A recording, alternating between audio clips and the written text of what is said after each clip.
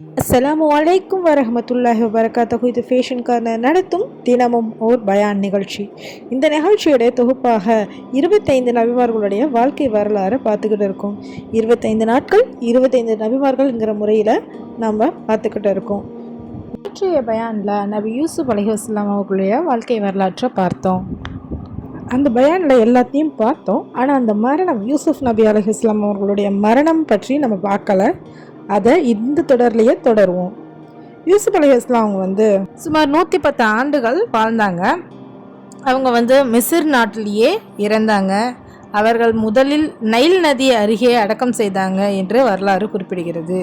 பல ஆண்டுகள் கழித்து மூசா அலைஹிஸ்ஸலாம் அவங்க பனி இஸ்ராயல் மக்களை மிஸ்ரிலிருந்து வெளியே கொண்டு போக சொல்லும்போது யூசுப் அலைஹிஸ்ஸலாம் அவங்க கூறியிருக்காங்க, இஸ்ராயல் மக்கள் மிஸ்ரை விட்டு செல்லும் போது என் உடலை அவர்களுடன் கொண்டு சென்று புனித நிலத்தில் அடக்கம் செய்யுங்கள் அப்படின்னு அவங்க இறக்கிறதுக்கு முன்னாடியே சொல்லியிருக்காங்க.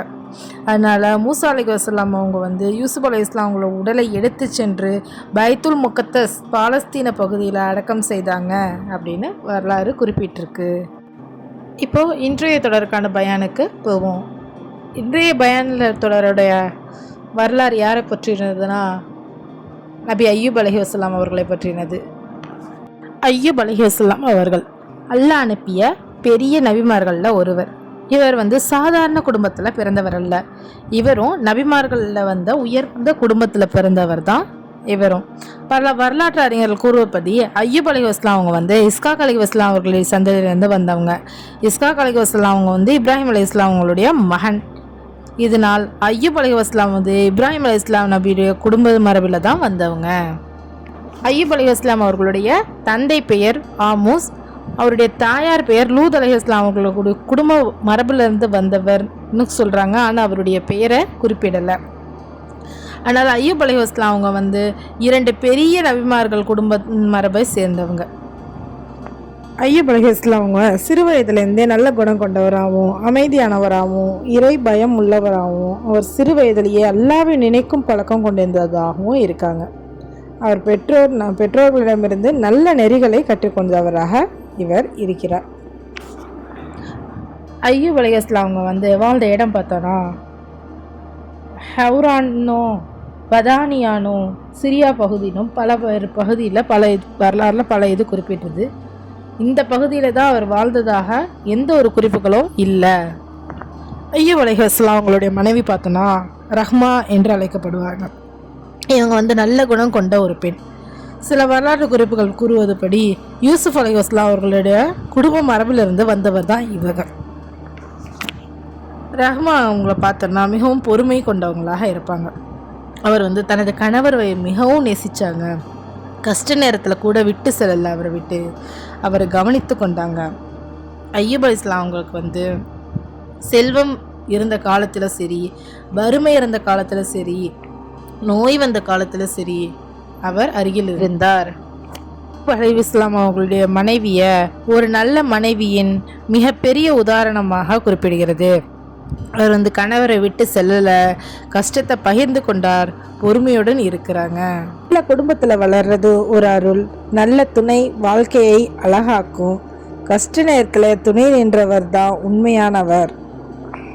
ஐயூப் அலைஹிஸ்ஸலாம் அவங்க பார்த்தோன்னா மிக செல்வந்தராக இருந்தாங்க. அவங்கள்ட்ட நிறைய நிலங்கள் இருந்துச்சு, ஆயிரக்கணக்கான கால்நடைகள் இருந்துச்சு, செல்வம், பெரிய குடும்பம் எல்லாமே இருந்துச்சு. ஆனால் அவர் அந்த செல்வத்தை வச்சு ஒருபோதும் பெருமை கொள்ளலை. அவர் எப்போதும் அல்லாஹ்வுக்கு நன்றி சொல்லிக்கிட்டே இருக்கிறாரு. ஒரு நாள் இப்லீஸ் அல்லாட்ட கூறுறான், உன் அடியாளர்கள் உன்னை வணங்குறத அவங்கள்ட்ட செல்வம் இருக்கிறதுனால மட்டும்தான் அப்படின்னு சொல்கிறாங்க. அப்போ அல்லாஹ் சொல்கிறான், ஐயூப் என் உண்மையான அடியார், அவர் நீ வழி கெடுக்க முடியாது அப்படின்னு சொல்கிறாங்க. இப்லீஸ் சொல்கிறான், அவருடைய செல்வம் போனால் அவர் பொறுமையை இழந்துடுவார் அப்படின்னு சொல்கிறாங்க. அல்லாஹ் சோதனைக்காக அனுமதி கொடுத்தான். அது பிறகு கால்நடைகள் இறந்தன, நிலங்கள் அழிந்தன, சொத்துக்கள் அனைத்தும் போயிடுச்சு. ஒரு காலத்தில் மிகவும் செல்வந்தராக இருந்தவங்க இப்போ வறுமையில் இருக்கிறாரு. ஆனாலும் ஐயூப் அலைஹிஸ்ஸலாம் அவங்க அவருக்கு வார்த்தை கூட குறை சொல்லலை. அவர் சொல்கிறாரு, அல்லாஹ் கொடுத்தான், அல்லாஹ் எடுத்துக்கிட்டான் அப்படின்னு சொல்கிறாரு. அவர் இன்னும் அல்லாஹ்வை நினைவு கொண்டே தான் இருக்கிறாரு. ஐயூப் அலைஹிஸ்ஸலாம் அவங்க செல்வம் அடைந்த பிறகு இன்னொரு பெரிய ஒரு சோதனை வருது.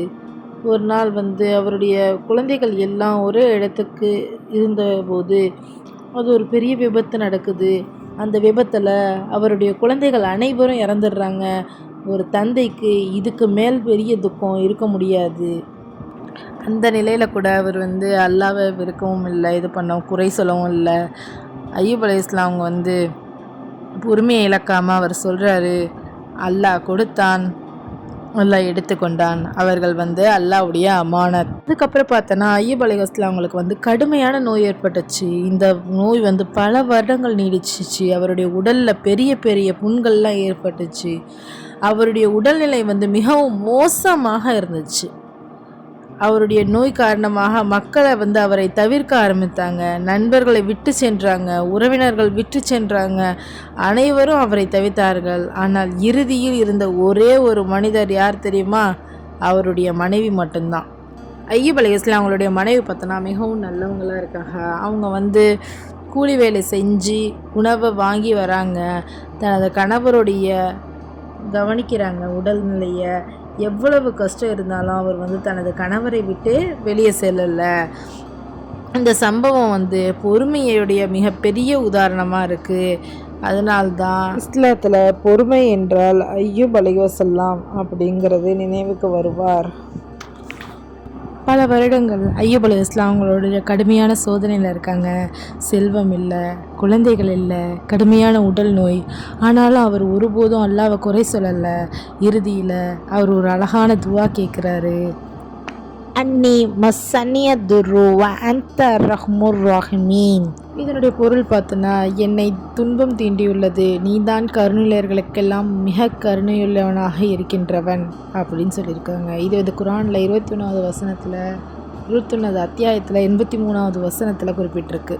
இந்த துவா மிகவும் சிறியது தான், ஆனால் இது மிகவும் ஆழமானதான துவாவாக இருந்துச்சு. அல்லாஹ் உடனே அவருடைய துவாவை ஏற்றான். அல்லாஹ் சொன்னான், உன் காலால் தரையை அடிக்க அப்படின்னு சொல்கிறான். ஐயூப் அலைஹிஸ்ஸலாம் அவங்க காலால் தரையை அடிக்கிறாரு.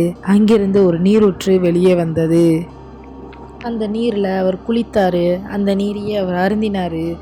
உடனே அவருடைய நோய் முழுவதும் குணமாச்சு. உடல் மீண்டும் ஆரோக்கியமாச்சு. அவர் மீண்டும் முன்பு இருந்ததை விட அழகான உடல் பெற்றவராகிவிட்டார். அல்லாஹ் அவருக்கு மீண்டும் செல்வத்தை கொடுத்தான், குடும்பத்தை கொடுத்தான், குழந்தைகளை கொடுத்தான். முன்பு இருந்ததை விட இரட்டிப்பாக அருள் கொடுத்தான். குரானில் கூறப்பட்டிருக்கு, நாம் அவருக்கு அவருடைய குடும்பத்தையும் அதற்கு இணையானவர்களையும் கூடுதலாக கொடுத்தோம் அப்படின்னு. இது சூரா அம்பியால 21வது அத்தியாயத்தில் 84வது வசனத்தில் குறிப்பிட்டிருக்கு. இவருக்கு நோய் குணமான பிறகு ஐயூப் அலைஹிஸ்ஸலாம் அவங்க இன்னும் பல வருடங்கள் வாழ்ந்தாங்க. அவர் வாழ்ந்த அந்த காலத்தில் மக்களுக்கு அல்லாவின் வழியை போதித்தாங்க, இறை நம்பிக்கையை நினைவூட்டினாங்க, நல்ல வாழ்க்கையை வாழ்ந்தாங்க. அந்த வாழ்க்கை முழுவதும் பொறுமையோடைய மிகப்பெரிய உதாரணமாக இருந்தது. நீண்ட காலம் வாழ்ந்த பிறகு ஐயூப் அலைஹிஸ்ஸலாம் அவங்க அமைதியாக மரணம் அடைஞ்சிட்டாங்க. சில வரலாற்று குறிப்புகள் கூறுவது என்னென்னா, அவர் சுமார் 90 வயதுக்கு மேலேயும் அவர் வாழ்ந்தாங்க அப்படிங்கிறது தான். அவருடைய மறைவுக்கு பிறகு அவருடைய மகன் ஹூமைல் மக்களை வழிநடத்துகிறாரு என்று சில வரலாற்று குறிப்புகளும் கூறுகின்றன. ஐயூப் அலைஹிஸ்ஸலாம் வாழ்க்கை மூலிமா நாம் கற்றுக்கிட்ட பாடம் என்னன்னு பார்த்தோன்னா, சோதனை வந்தாலும் அல்லாவை குறை சொல்லாமல் இருக்கணும். பொறுமை இருந்தால் அல்லாஹ் நமக்கு அருள் தருவான். இறைவன் மீது நம்பிக்கை வைத்தவர் ஒருபோதும் இழக்க மாட்டார். இதனால்தான் பூமியில் பொறுமைக்கு உலகில் மிகப்பெரிய உதாரணம் ஐயூப் அலைஹிஸ்ஸலாம் அவர்கள் ஆவார். இன்ஷா அல்லாஹ் அடுத்த பயான் தொகுப்பில் சுஐப் அலைஹிஸ்ஸலாம் அவர்களுடைய வாழ்க்கை வரலாற்றுடன் உங்களை நான் சந்திக்கிறேன். அதுவரை அஸ்ஸலாமு அலைக்கும் வரஹ்மத்துல்லாஹி வபரகாத்துஹு. இந்த பயான் உங்களுக்கு பயனுள்ளதாகவும் பிடித்ததாகவும் இருந்துச்சுன்னா லைக் பண்ணுங்கள், ஷேர் பண்ணுங்கள், சப்ஸ்கிரைப் பண்ணுங்கள். மறக்காமல் அந்த பெல் ஐக்கானை ப்ரெஸ் பண்ணுங்கள்.